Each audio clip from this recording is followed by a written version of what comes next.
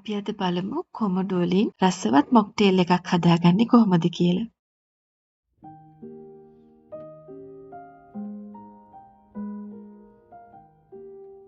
මම දැන් කපාගත්ත කොමඩු ටික මේ විදිහට පොඩි කරගන්නවා. ඔයාලට ඕනම් පුළුවන් බ්ලෙන්ඩ් එකට දාලා ජූස් ටික හදාගන්න. දැන් ස්ට්‍රේන් එකකින් මේ විදිහට මම පෙරා ගන්නවා.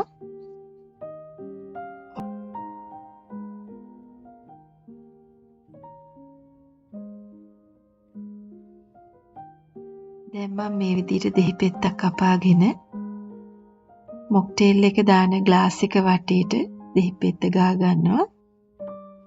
ඊට පස්සේ සීනි දවටලා මේ විදිහට ලස්සනට ග්ලාස් එක ගාර්නිෂ් කරගන්නවා. දැන් ග්ලාස් එකට අයිස් කැට දාගමු. මම අයිස් කැට 7-8ක් වගේ දාගත්තා. ඔයාට කැමති නම් ඊට වැඩිම උනත් දාගන්න පුළුවන්. දැන් මම දෙහි යුෂ ටික එකතු කරගන්නවා. ඊළඟට සීනි සිරප් ටික. දැන් මම මිංචි කොළ 2-3ක් අරගෙන මේ විදිහට අතින් තලා ගන්නවා. දැන් ග්ලාස් එකට දාගමු. ඔයාට වැඩිපුර මින්ට් රස ඕන නම් මිංචි කොළ ටිකක් වැඩිපුර පොඩි කරගත්තට කමක් නැහැ. දැන් කොමඩු ජූස් ටික ග්ලාස් එකට දාගමු. මම දෙහි පෙත්තකුත් එකතු කරගන්නවා.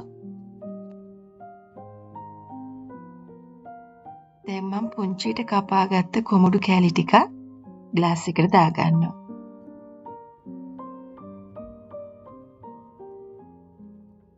දැන් අපි කූල් කරපු සෝඩා මේ මොක්ටේල් එකට එකතු කරගන්න ඕනේ. මේ මොක්ටේල් එකට ඔයාගේ රස අනුව සීනි දාගන්න. සීනි වලට කැමති නැත්නම් සීනි නැතුව උනත් බොන්න පුළුවන්. හරිම රසයි මේ මොක්ටේල් එක. ඔයත් හදලා රස බලන්න.